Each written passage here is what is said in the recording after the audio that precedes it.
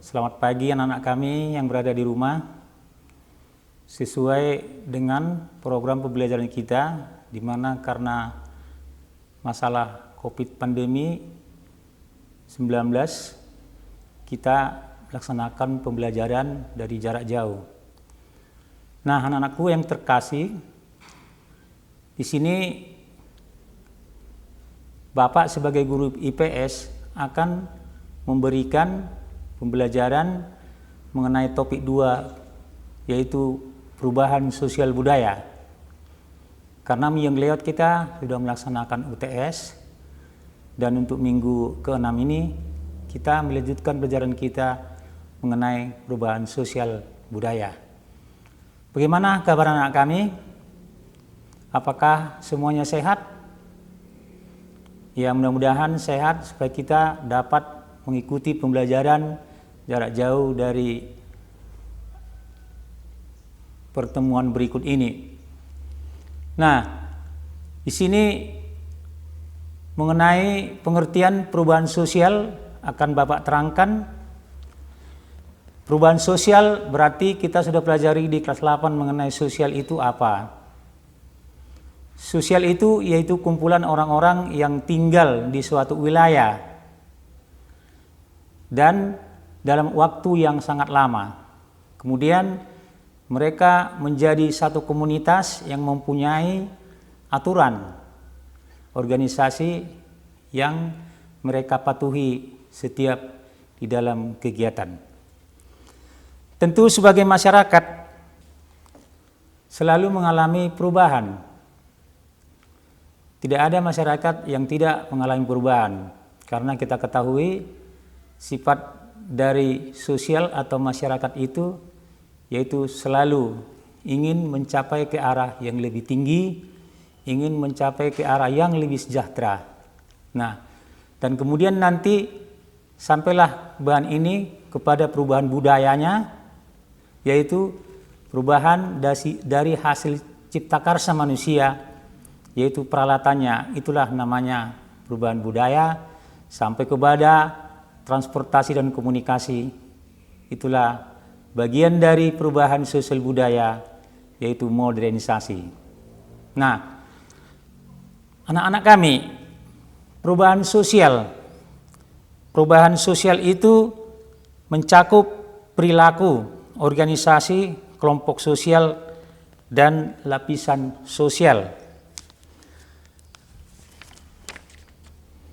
Nah, kemudian dari perubahan sosial diikuti oleh perubahan daripada hasil dari pikiran manusia itu, hasil pemikiran, itulah budaya.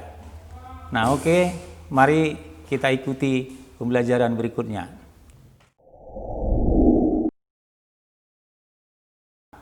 Sekarang kita fokus kepada pokok bahasan kita tadi, pengertian perubahan sosial dan budaya.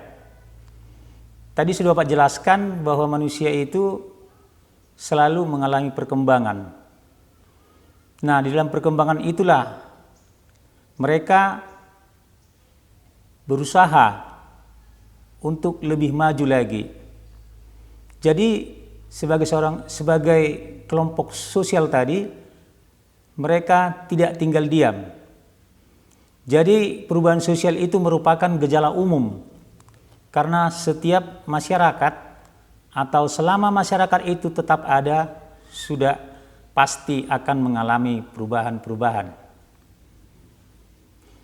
Nah, kita lihat di dalam sejarah kita mengenai perubahan sosial budaya waktu masa penjajahan Belanda. Kita lihat di buku paket kita, yaitu di gambar 21 mengenai tanam paksa.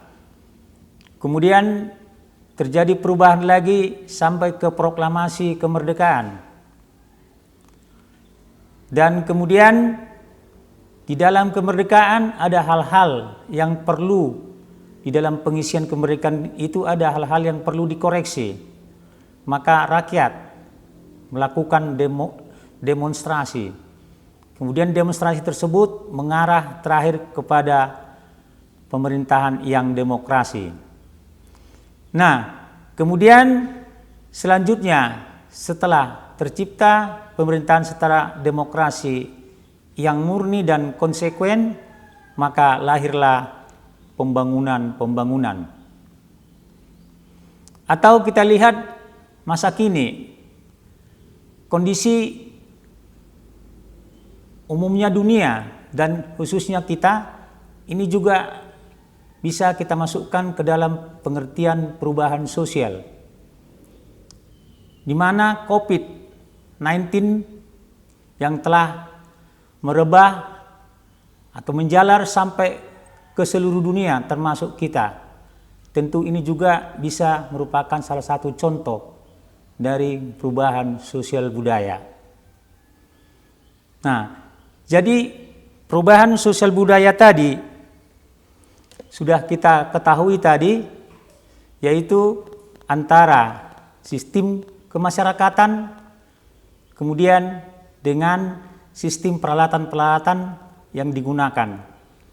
Maka perubahan sosial budaya itu tidak terlepas dari perubahan sosial dan budaya. Artinya antara perubahan sosial dan perubahan budaya itu mengalami sinkronisasi. Nah, kita lihat tadi perubahan-perubahan sosial, bagian-bagiannya antara lain tadi termasuk kesenian, ilmu pengetahuan, teknologi, dan filsafat.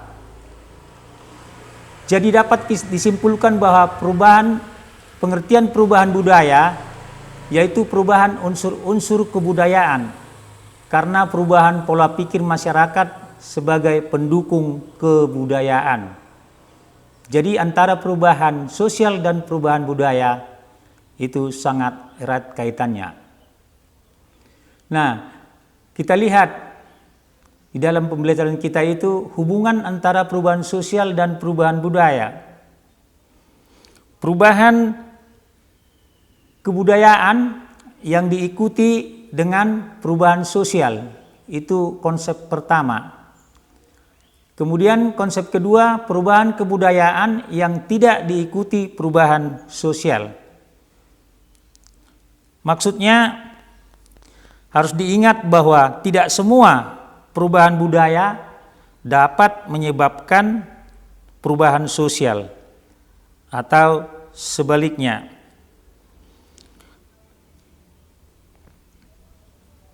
Nah, selanjutnya kita lihat bentuk-bentuk perubahan sosial. Perubahan sosial dan budaya itu pertama dilihat dari waktunya. Dilihat dari waktunya, perubahan sosial budaya itu terbagi dua, yaitu perubahan secara lambat atau evolusi, di mana perubahan sosial budaya di dalam perkembangannya memerlukan waktu relatif lama dan melalui tahapan-tahapan yang saling mengikuti secara lambat. Contohnya kita lihat ya di dalam perubahan dari sistem kemasyarakatan nenek moyang bangsa Indonesia yang dimulai dulu dari kegiatan meramu, kemudian bercocok hingga kemudian menggunakan alat-alat transport, alat-alat mekanisasi. B. Perubahan budaya secara cepat atau revolusi. Perubahan sosial budaya dalam masyarakat yang terjadi relatif cepat dan menyangkut sendi-sendi pokok kehidupan masyarakat. Kita lihat kegiatan yang berhubungan dengan revolusi tersebut mengenai perkembangan daripada revolusi industri di Inggris. Nah, dimulai dari Inggris, kemudian secara cepat menyebar hampir ke seluruh Eropa. Nah, itulah contoh suatu perubahan yang cepat. Kemudian yang kedua, dilihat dari pengaruhnya. Dilihat dari pengaruhnya, perubahan sosial budaya ada dua macam, yaitu perubahan sosial budaya yang pengaruhnya kecil. Perubahan yang terjadi tetapi tidak membawa pengaruh yang berarti bagi masyarakat. Seperti kita lihat apabila melalui mass media atau televisi ada mengenai model-model pakaian yang dilihat, diikuti, kemudian lalu dimanfaatkan untuk keperluan sendiri. Nah, tetapi perubahan ini tidak berarti bagi banyak orang, tetapi hanya berpengaruh kepada orang-orang yang mau mengikuti model dan cara pakaian tersebut. Kemudian B, perubahan sosial dan budaya yang pengaruhnya besar.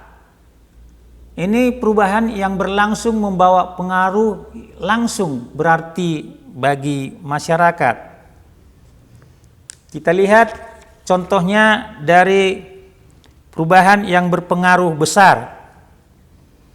Kalau ada satu pembangunan yang mempunyai dampak positif bagi suatu masyarakat, itu akan cepat ditiru, itu akan cepat diambil alih.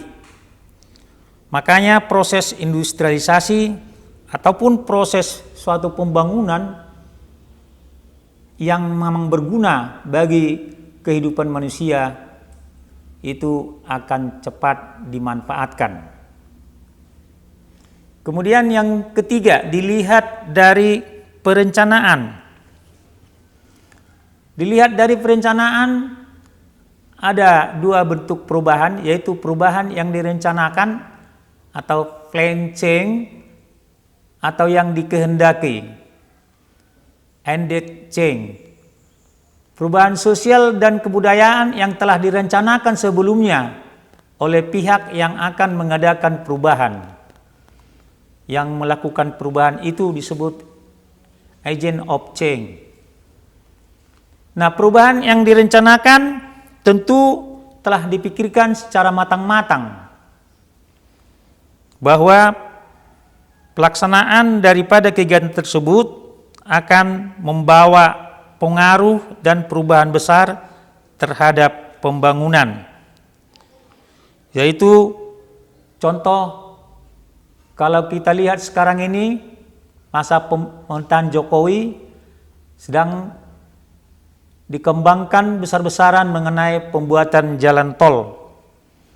Kenapa? Karena pemerintah Jokowi sudah mengetahui sebenarnya dengan pembangunan jalan tol tersebut akan mempercepat pembangunan daripada ekonomi.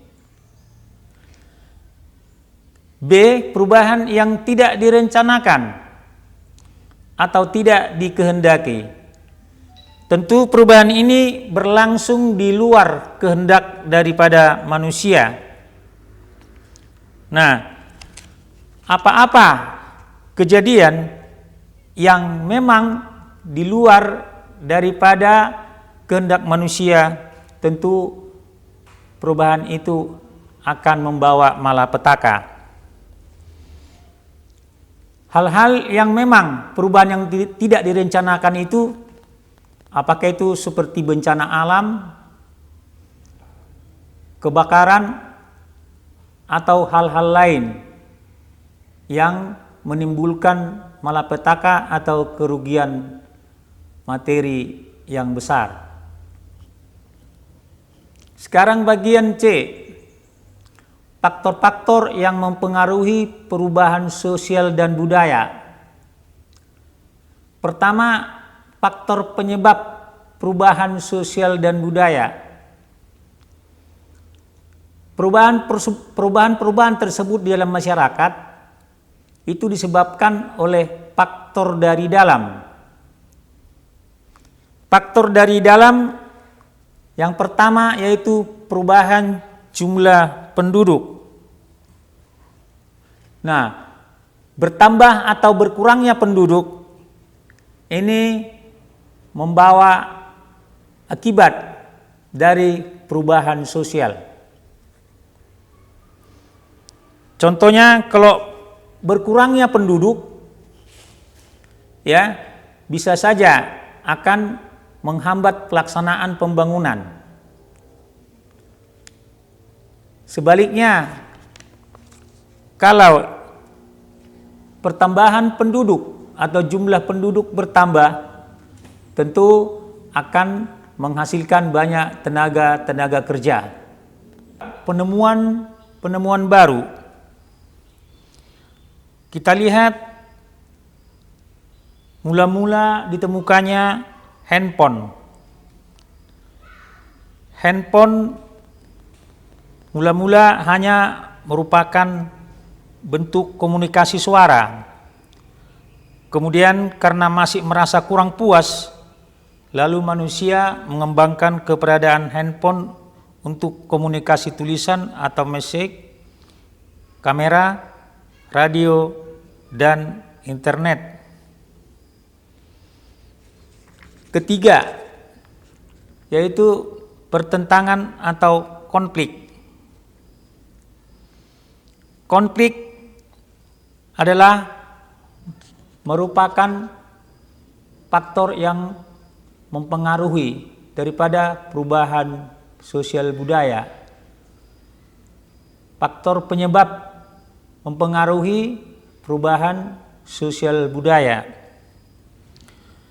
Seperti kita lihat pertentangan. Kenapa terjadi pertentangan di suatu daerah atau pertentangan antara individu dengan individu atau kelompok dengan kelompok? Tentu di sana ada karena salah paham dan kemudian ada perbedaan pendapat. Demikian juga kemudian konflik sudah terjadi di negara kita dulu waktu pemerintahan RI di masa GAM. Tetapi setelah terjadi perundingan, akhirnya GAM tersebut kemudian melebur menyatu menjadi suatu kesatuan di dalam negara RI. Kemudian yang keempat, terjadinya pemberontakan atau revolusi. Kita lihat juga dalam sejarah mengenai demonstrasi besar-besaran yang terjadi di Mesir, di mana Presiden Husni Mubarak yang telah berkuasa 30 tahun supaya melepaskan jabatannya, maka protes ini kemudian membawa kemajuan bagi Mesir. Demikian juga di Indonesia ada revolusi Mei tahun 1998 di mana Presiden Soeharto yang telah berkuasa selama 32 tahun dengan adanya demonstrasi sehingga Soeharto kemudian mundur dari pemerintahan hingga sampai bergulir ke reformasi sampai menghasilkan pemerintahan yang demokrasi sekarang ini. Nah, kemudian faktor-faktor dari luar. Pertama yaitu perubahan lingkungan alam. Perubahan lingkungan alam kita sudah ketahui masing-masing, yaitu baik oleh faktor manusia dan faktor alam. Kamu mungkin sudah mengerti apa-apa yang menjadi bencana, yang kemudian dari bencana ini kemudian berubahlah kebudayaan dan sosial. Kemudian peperangan. Peperangan juga membawa perubahan. Kita sudah mengalami sendiri mulai dari masa penjajahan.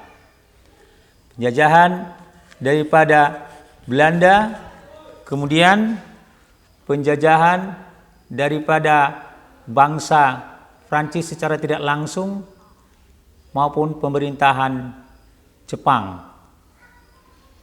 Itu akan membawa perubahan di segala bidang, terutama di bidang ekonomi, sosial, dan politik. Nah, pengaruh atau kontak dengan kebudayaan lain. Kontak dengan kebudayaan lain terjadi juga pada masa akulturasi, yaitu di masa Indonesia sudah berkembang agama Buddha, kemudian masuk agama Islam. Kedua budaya ini kemudian mendapat pengaruh di mana antara kebudayaan Hindu-Buddha dan Islam menjadi suatu kebudayaan yang saling mengisi. Ini dibuktikan bahwa mereka akan mengambil hal-hal yang membangun bagi kehidupan budayanya. Seperti kita lihat Masjid Agung Banten ataupun Masjid Demak yang mencerminkan adanya perpaduan kedua agama tersebut. Kemudian hal lain yang kita sering lihat yaitu proses-proses penyebaran unsur budaya. Pertama ada difusi, yaitu penyebaran unsur baru berupa ide atau gagasan. Kemudian pengaruh kebudayaan lain berupa akulturasi. Akulturasi perpaduan dua unsur budaya yang berbeda, namun budaya aslinya tidak hilang. Yang ketiga asimilasi. Asimilasi perpaduan dua unsur budaya, di mana kedua unsur menghilangkan identitas dan membentuk budaya yang baru.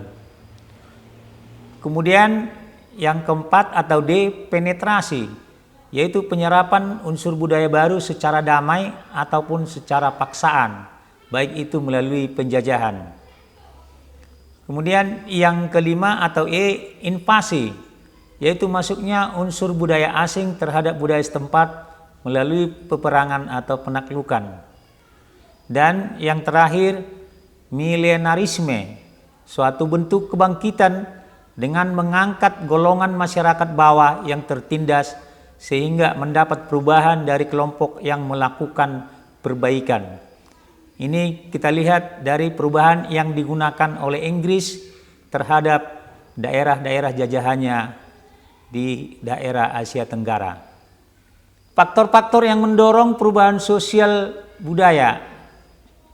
Pertama, kontak atau A, kontak dengan masyarakat lain. Ini sudah ditandai tadi mengenai bentuk hubungan dengan masyarakat lain. B, sistem pendidikan formal yang maju.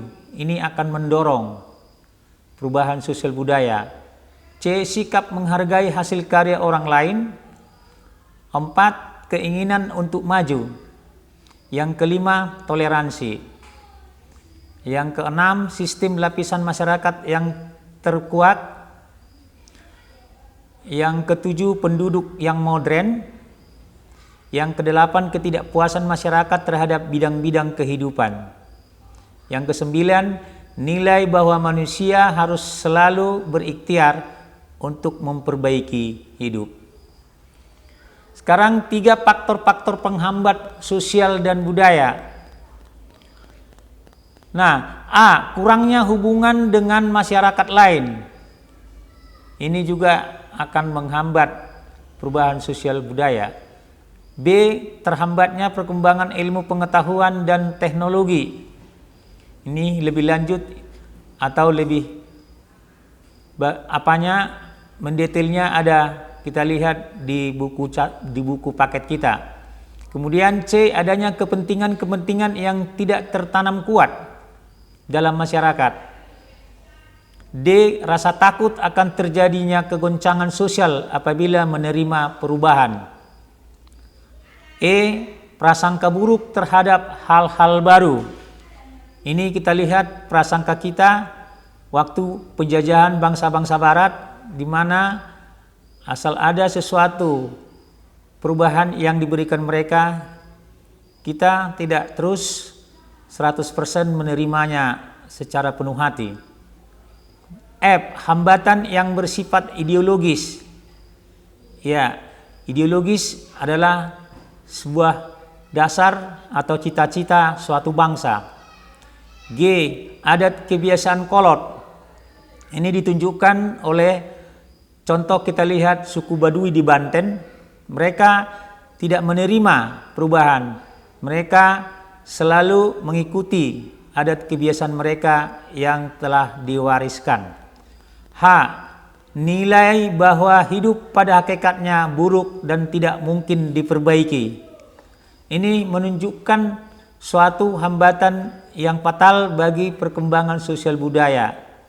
Sehingga apa yang menjadi kemajuan atau hal-hal baru yang masuk di dalam suatu masyarakat tersebut jelas tidak diterima. Nah, demikianlah proses pembelajaran kita untuk hari ini. Nah, kemudian untuk minggu depan kita lanjutkan dengan topik globalisasi. Selamat pagi dan selamat belajar.